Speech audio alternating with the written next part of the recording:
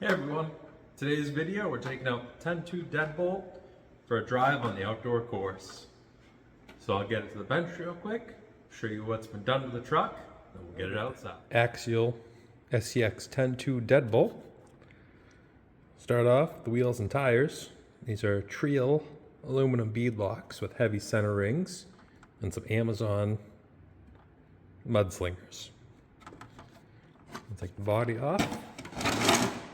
Previous video, I put the Spectrum 2-in-1 2300 kV fusion motor in it and running a Reef's Raw 500 servo. In the front end, I have titanium steering links, and in the axle, I have, I believe they're deluxe axle shafts, so we can get more steering out of it. Power it up on 3.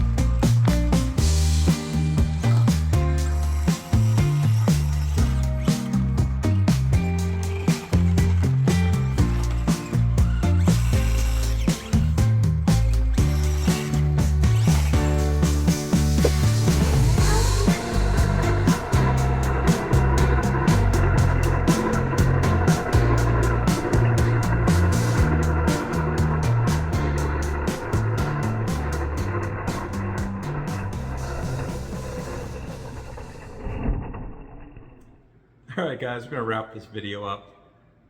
But that Spectrum Fusion motor, definitely a huge improvement over the brushed system that was in it. Plenty of power, punch, wheel speed, drag brakes awesome on it. Definitely worth that. Raw 500 servo, plenty of power for this truck. All the other upgrades, steering links and getting rid of those 10.2 like dog bone axle shafts. Definitely worth it. Get a lot more steering angle out of this truck now. They've switched out all those parts. So it did great. Amazon Mudslingers did well. Really happy with these tires. So that's going to be it for today's video. Thank you for watching.